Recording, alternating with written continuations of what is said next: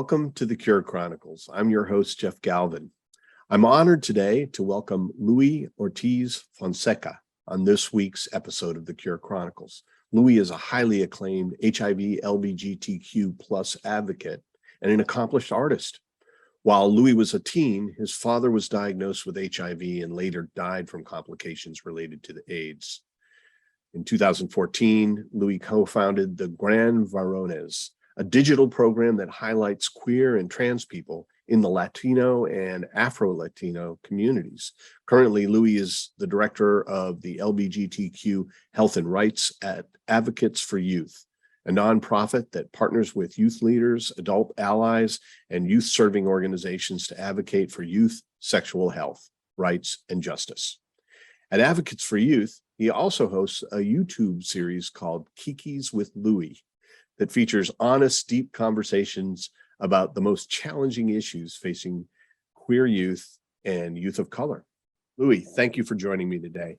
Oh, thank you, Jeff. I'm, always humbled, to chat about the work that I do, but also I love to talk. So you got the right person today.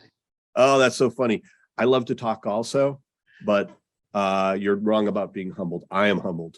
I have looked at your stuff and I am just so impressed with the work that you're doing. You're an advocate for LGBTQ, and I think you're highly effective. And I think you use art in an amazing way and marketing in an amazing way. How did you decide to do this? How did you get into all of this stuff? I know you had an inspiration from your life journey, and we, talked a little bit about that in the introduction. But tell me, how'd you get there? What inspired you to put that website together? It's a project that folks at Advocates for Youth, along with myself, that it was a team. And some of them were Gen Xers, right? Like myself, people who consumed a lot of content, a lot of media, right? Mm-hmm. A lot of bright colors. So I think when people check out Kikis with Louie, the logo, it's very colorful, right? Yeah. That's my aesthetic, right? And I love flowers. So I think that, if there was an arc, the beginning of the arc definitely began as a kid who loved talking with people, right? Mm-hmm. And finding and really being curious about people, right? Like I was always best friends with the Pentecostal students, and I was always out as a young student. So we were I don't think that we were the outcasts of the class, but I think what made me and those other outcasts friends was, one, that we had no choice because nobody else would want to be our friend. But two is that we were so different, right? And the world told us that we were different. The world told us that we were different from each other. But what made our friendships work, and because we had to all sit together at the desk, was that we talked a lot. And we talked about our experiences. What did you watch last night? What did you do? So Kiki is kind of an extension of that, right? And we wanted to highlight that through conversation, through storytelling, you can build connections, and that young people have a story to tell, right? So in that context, with Kikis with Louie, I am the moderator, I'm the facilitator, right? And I get to provide the space that was provided for me by the universe when I was a kid, right? So I think that's what makes Kiki so magical. Yeah, really, it is. And it's right from the heart. And also, it's really interesting to hear that it leverages just things that you love to do, right? Because I think art is about telling our truth, and you're telling the truth with your tools, your art, right? You have this great sense of color. The animations were really good. The everything is really accessible about that. That's something that I know as just a marketing person, is that it's just immediately engaging. Can you explain for our audience what a Kiki is, or what you mean by the term Kikis? Great question. Well, it's Black queer lingo, right? And it can mean a couple of things. It can mean just hanging out and having a ball, laughing and joking around, or having a small event, right? But it's definitely, the context is definitely, it's community based, and it's going to be fun, and it's about exchanging stories and jokes and laugh and experiences. So it's both a thing that you do, but also a thing that you experience, right? And we wanted Kikis with Louie to be there, which is why we traveled to up to 7 different cities to interview influencers, but also in those prospective cities, we made sure that we had young people who were involved in telling their story, right? Yeah. And part of, creating Kiki's was like, we know that there's a lot of homophobia and transphobia in the world, and YouTube is no exception. And we can continue to go into YouTube and challenge comments made on different videos, but a way that we also wanted to contribute to addressing queer and transphobia was we're going to interrupt it by creating our own show. Right. We're going to shift the narrative. We're not going to always be on the reactionary side where we're waiting for someone to do or say something wrong or quote unquote wrong or something that we experienced as homophobic for us to tell our stories. So we're just going to get to it, and we're going to have great young people doing it, and hopefully, adults that watch it, right? Because I think that it's adults, parents, allies. It is a great show for you too.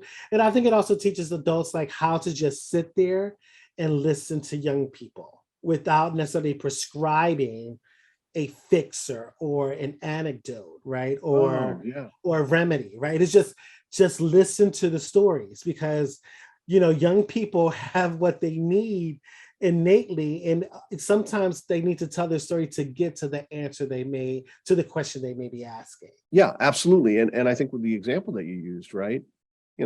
Adults having Kiki's with their kids, right? Is about listening, hearing their experience. There's a whole, discipline in psychology called Freudian, where that's it. You just get the person talking and they resolve their own things and become they're the best version of themselves, right?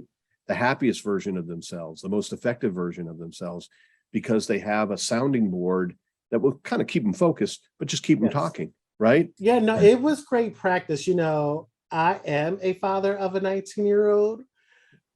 So I do not want anyone, I'm, in trainings or when I work with other parents, I'm really transparent that, I'm still trying to figure this out, right? Yeah. Right when I think I figured it out, I discovered that I have something else to learn, right? So I think that even in doing Kiki's, I, relearned and learned over and over again how to just listen without having to let me save you or let me try to make you feel better, right? It's like, I am just here helping to facilitate a safer space for you to exist and be yourself. And the people that you are telling your stories with, y'all can guide each other. But this is going to be possible in part because of the space that I get to play a small part in. And I get to do that with my son. It's not always easy. Especially with something you feel emotional about, right? Like you love your son, and that raises the stakes. Anyway, so then you got another site. This is another one I recommend, right? This is not a beginner site though. Like Kiki's is for everyone. That one, I'm telling you, like if you're watching this video, just go and watch that. It really does something just, it's wonderfully uplifting. And if you are open to the idea that other people's experiences are interesting and you don't, you're not there to judge, you're going to get something really positive out of that. Anyway, so get in there and see that stuff. But then there's this website, Gran Verones. And that one, goes for a little deeper dive. And what I'd suggest is anybody that's feeling alone in this community, check out that site. There's blogs and advice, and, it's really a community in a box there that you can learn a lot from. Gran Verones does a great job of doing that. So, how'd that start? It started, I think we just turned 8. It is definitely, one of the loves of my life. It is a passion project. Started out in Philadelphia, and just wanting to just, amplify the stories of Latino and Afro-Latino, like LGBTQ folks, right? Again, same thing with Kiki's. We weren't necessarily seeing anything out there representative of that. And it was like, okay, like we can continue and we will continue to say that we need that representation, but like we're actually just going to create it right now. Like, and Instagram and social media was was going into its, because first we had Facebook and then Instagram was coming. So it's weird how social media has changed even in the last 8 years. But it was like, well, let's, we're going to just document people who look and sound like us, and we're just Mhm. going to get their stories. If it's coming out, their first love, what brings them joy, their favorite song. But the foundation of it was that we were going to take people's portraits as proof that they existed. Again, I'm Mhm. a Gen Xer. I grew up with a mother who had a whole bunch of queer friends who passed away from AIDS, right? And even in my neighborhood, I would hear like older women or older adults who would pull me to the side because I was always a very expressive young kid. And they would say, like, you remind me of my uncle, or you remind me of my friend who is no longer here. And the inference, I got that what the inference was, right? Yeah. And they never had pictures of them, Oh. So they were right? actually talking to you in a sort of a loving way about their lost relative. Yeah, And then you realize like, hey, why didn't they get, yeah. with And all as a this kid, feeling, why didn't they document it and that person would live forever, essentially, right? I Yeah. get it, because back then you had to take pictures Yeah. and developed. Right. You couldn't just whip out your cell phone, have a chat with Uncle Bob, right? Yes. Yeah, that's so funny. And Yeah, then that's not have friends or family say, "Oh my God, I remember this person," and steal the photo from you. Some people would never know what the challenges of even archiving at the community level yeah. it was. So when we started Grabadones, it was like we're just going to get whatever stories people want to share, fine. Mhm. But they can do it on video, but everyone has to get a portrait taken. And that was intentional so that there was physical proof, a visual proof that they existed. Yeah. And then the story fleshes that out further too. You start to see some of the dimensionality of their personality and their journey, while hey, yeah, associating it with a really well photographed Oh, person thank too. you. Thank you. Yeah, I think there's beauty in everyone, and the artist can capture that. They can bring out the like the things that other people might not see. So anyway, yeah, that's a people that get a chance to get their portrait up on that, it's lucky, but it's just a good idea in general. And that's cool. Yeah, you're right. You're Gen X, and so you're used to all of these things, right? You really have an easy time embracing new technology that's a little bit harder for people that are in their 60s, right? But this is kind of natural for you. And guess what? It's natural for everybody that's your age and younger, which means that this is a great medium through which to communicate with the people that are going to shape the world in the future. And what a Yes. great way to ease into a virtuous arc, right? Where people stop pointing fingers and fighting with each other and start working together, and just making a better world for all humankind, right? I mean, Mhm. I'd love that idea. Well, look, let's talk about you. Tell me about the really significant things in your journey through life that shaped you, that influenced you, could be in a really positive way, or even in a, where you had to learn from a real negative situation. Do you have any things that come to mind when I ask you something like that? You know, I get asked a similar question, and I always figure like, how can I go into this without all the trauma? I grew up Hmm. as one of seven children, right? I was the Hmm. second oldest. My mother struggled with addiction, with crack in the 80s and 90s. So that had a profound impact on how like I see and move through the world, right? Yeah. As the older child, I had to like I had responsibilities that my peers just didn't have, Yep. right? But also like, I had to deal with like how adults saw my mother and how they saw us as her children, Hmm. right? And I think of course, a lot of that was painful. That goes without saying. But and additional to that, I think it gave me a kind of will that I don't think that anything that I would have had I not experienced that, right? Because I was extremely effeminate, right? I love Diana Ross, I love Janet Jackson, right? Like I was that child, like I loved Miss Piggy, right? Like Hmm. I loved anything gaudy, right? Yeah. Right. In the 1980s, you can't like look at my shirt, right? Like I'm perpetually still in the 80s, right? Uh, So I think that like it was kind of like I can fold, or I can go into the shadows, I can stand and stay in a corner. Yeah. But I didn't have that. It just wasn't in me. Right. So it's like I'm still going to be me. So I had to figure out a way to like discern what pain I should pay attention to. Right. Like those words are hurtful. What they're saying is hurtful versus like, actually, that's your projection of whatever you're going through. And I think because of that, and because, I stayed in, because of that, I dropped out of school in middle school. So I stayed home to take care of my brothers. And again, that's how I consumed so much music videos, music, right? So like that's where I found safety in, right?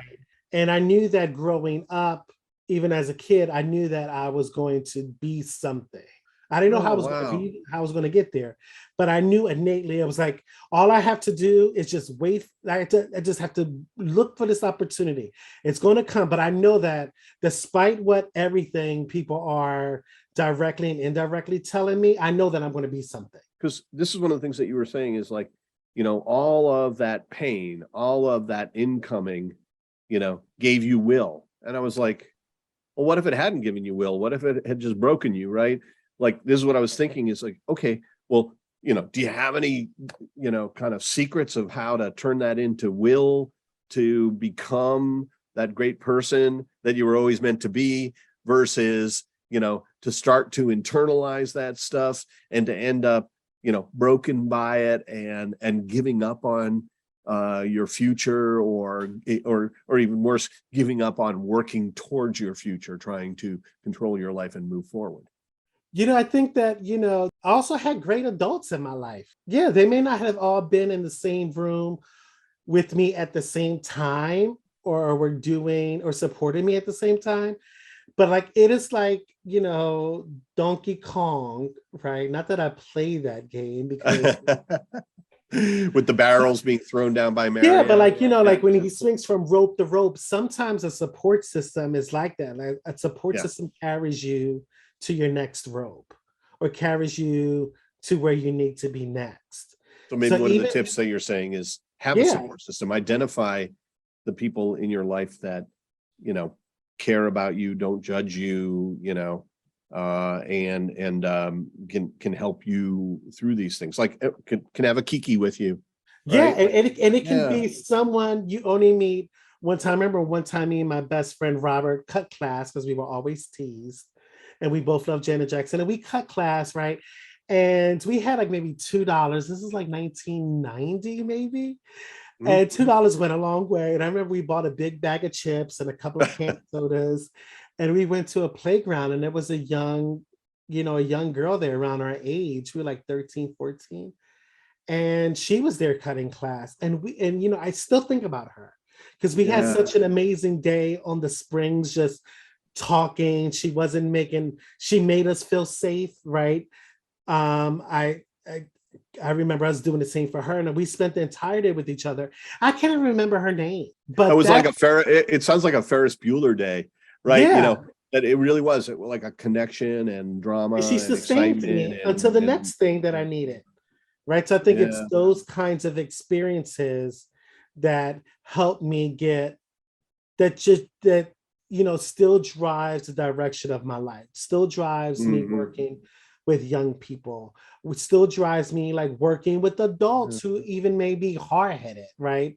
Or who may be resistant, because sometimes we don't know how important we are in someone's life. This world makes us all feel so small, right? And we don't know the impact that we have. And I always try to tell adults and other parents that, I'm not asking anyone to be a magical fairy, boom, boom, psh, 24 hours a day, because we're human, we're flawed, right? But we can be that support system for someone for an hour. We can be that for a day. We can be that for a weekend. And we can do that. We continue to do that until we can extend that time. But we have to be intentional and be aware of when the universe is calling for us to show up that way. Keeping a positive attitude takes work. Oh But yeah, and it also takes it takes a leap of faith that you can have a positive attitude and that you can have a good outcome. It gets you out of that negative orientation and back into the positive one.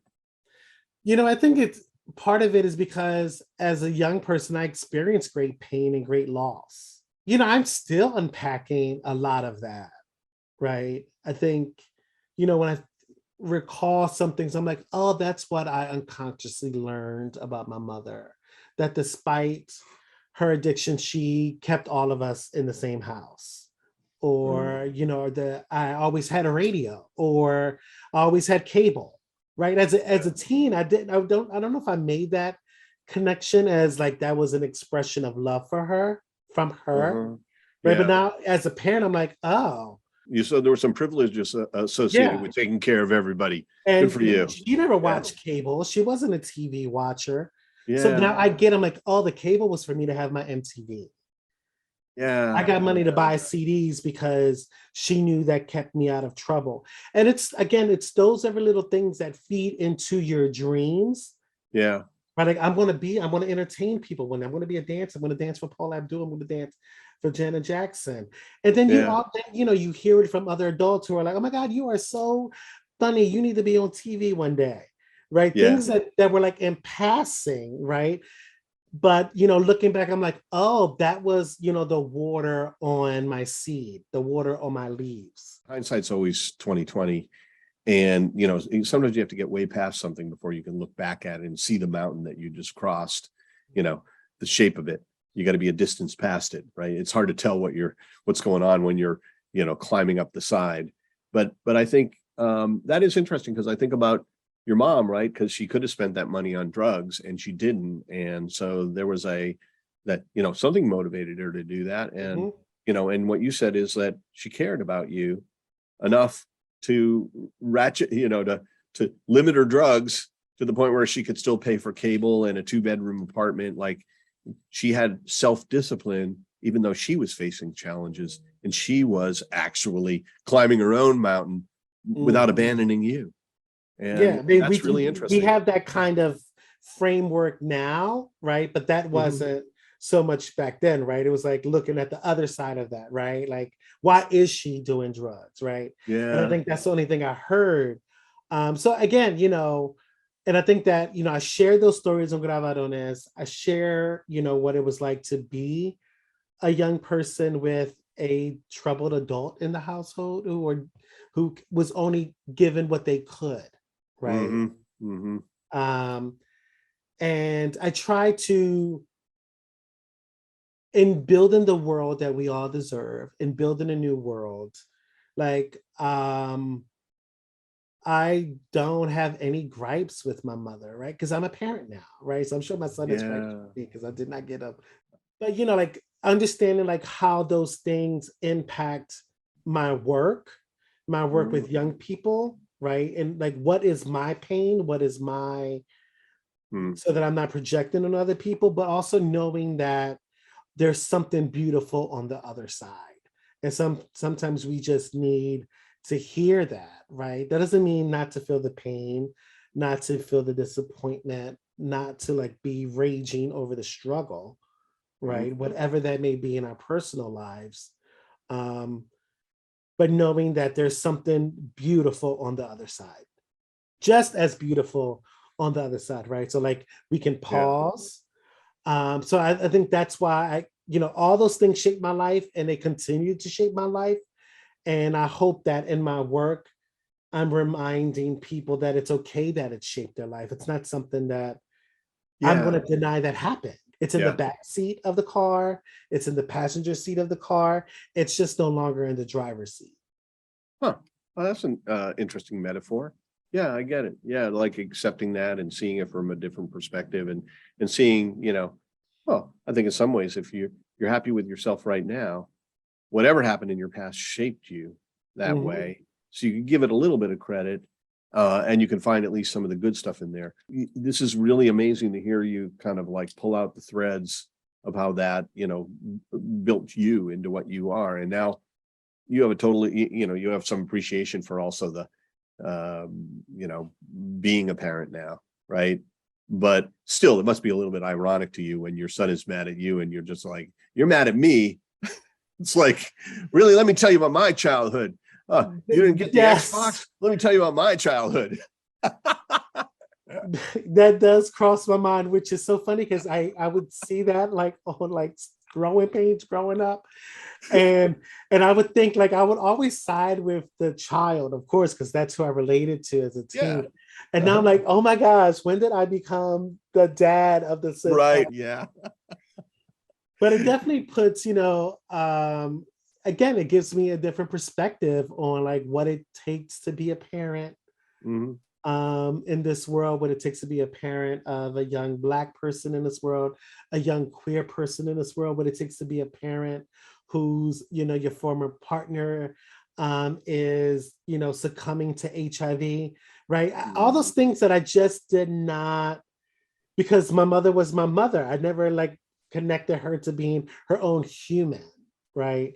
Yeah, well, that seems natural when you're dependent on somebody, and we're born so small and dependent, and people, the big people around us look so powerful, right? Omnipotent, really, and it is hard to remember that, yeah, they were just older human beings, still human, still imperfect, still facing challenges, and that we had to grow into that, right? Where we're standing on our own 2 feet. Yeah, I mean, that's really interesting to humanize other people. Now, this is not just about our parents, but other people in our lives, no matter who they are, just to see their human side. To me, that's empathy, right? I think that's one of the human qualities that's really unique in the animal kingdom that, I think is a powerful thing about human beings that is uplifting to sort of human collaboration or human communities. But also, on these on a one-to-one basis. So listening to you, it kind of reminds me about that. I think that's so important. Okay, so tell me. So you kind of giving me some perspective on your childhood and parenting, and okay, what else can you tell us about what makes you? What drives you? What inspires you? What continues to drive me is, again, working with young people, right? We are 5 years ago at Advocates. When I started Advocates, one of my dreams was to have a cohort of young people living with HIV. Advocates for Youth has several, up to 8 youth organizing groups, right? And I was like, it'd be great if we had an organizing group of just young people living with HIV. I would have loved that as a young teen living with HIV, right? And it happened in an afternoon, right? Like the stars, and I'm not even exaggerating. Wow. It was like, okay, well, let's see if this works. And, Deb was like, well, I'm going to try to find funding for this. So just give me, I'll let you know what happens. And, she was like, at the end of the day, like, I found something, we can get it started. I'm going to continue looking to keep it going. Right. And we're 5 years later. And Wow. we work with, and every year we work with up to 10 young people from all over the country. And as a person living with HIV, I love that I get to do that. Right. Again, get to create that space for other young people to do the work that adults in my life created the space for me. I was a young person, again, who was a middle school dropout. Never, I did wind up going back and getting my master's degree, but that was also because of, I was a dropout. I was hanging out at a club. That sounds like a lifetime 90s movie, right? Just imagine. I think your story sounds very interesting, and yeah, it could make a good, lifetime. And I met this guy named Steve, another young person who was working at an AIDS org in 1995. So this is like the first generation of HIV prevention for young people. Right. This is at the very beginning of that. And he was going away for San Francisco for an internship. And we met, and I met his boyfriend, and we were hanging out at the club. And he says, well, here, call me. Let's hang out again this weekend. And he gave me his job number and his home number, because back then no one had cell phones. Yeah. Right. And I Remember called those him. old days? Yeah, Yes, not everyone was Zach Morris. yeah. Um, and I called him at work one Friday just to like, hey, do you want to go out and hang out this weekend? And at the same time, his director was getting on his case about not having found a replacement for him as a peer youth educator while he would be away for his intern. And he was like, what are you talking about? I have someone on a call now. And literally that call changed the trajectory of my life. Yeah. I went into the interview Monday. I got the part-time gig as a peer youth educator where we would go to summer programs and go, what does the H stand for? And this is before the breakthrough in treatment, right? Yeah. You That's know, like so 94 was the first time that they had any effective treatments like the protease inhibitors. And even right away, it even wasn't 100% back then. But up until 94, it was like almost 100% death sentence. Yeah, right? so I like mean, in wow, this 1990, is yeah. so in the summer of 95, I'm doing this job Yeah. and telling them that this is, Yeah. just doing it. And, they wind up keeping me on. The director said, if you go back to school, I'll find funding for you to stay on board. And I went back to school. So again, like I had adults who were not just invested in me right then and there, because some people can invest in you and support you in the moment. And some people are like, what's your dream? Because I want to support your dream. Right. So David Acosta was like, again, so like that, it was kind of like that, coincidence. I call it, the universe is doing what she does. Yeah. And as a young person, again, just by that, just getting that meeting Steve, getting that peer-youth educated position, being told that my voice mattered, being told that I can contribute to the fight against HIV, changed, again, provided me a different road that my peers that I grew up with and dropped out of school with did not have. Right. So I never take that for granted. And I'm humbled, amazed, grateful that I'm still here, that I have been the Steve for other people. And now I'm the David for other people, supporting them in their organizing work and then cheering them on as they continue their education. So like that is what continues to drive me, because I hope that when I'm, stepping away from the work to open my diner, which will be looking just like this, that the young people that I work with will step into the elder role to be the David, to cheer on a new generation of young people, because I know that the cure is coming, right? And the glad work to hear you have faith in that too. Yeah. Yes, and the work that we are doing is to prepare ourselves for that world. Yeah, it'll be important, because sometimes people can't even accept a good future, but you're the exact opposite of that, aren't you? Like you're right time, right place, and an opportunity gets presented and you take it. But it's really interesting because you're touching on a lot of themes that I believe in. And tell me if I'm taking my takeaway is like totally wrong here, but I'm like, look, this guy who hired you, that wasn't a charity. He didn't just come to you and like, oh, I care about you like a parent or whatever, and I'm going to take care of you. No. It was lucky that you're on the phone with the guy while he's being lambasted for not hiring somebody, and you're like, he's like, I got the right person for you right here, right? But you did the work. You were the right person, and you did the work, right? You didn't go there going, oh, okay, now this person will take care of me. No, you went there and you went, oh, this is an opportunity. Then you did it, and the performance was really good.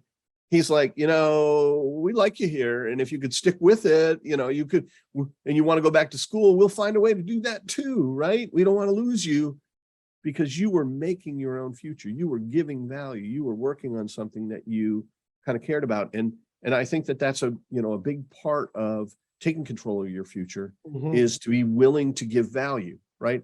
And then the other theme that I heard in here was gratitude, right?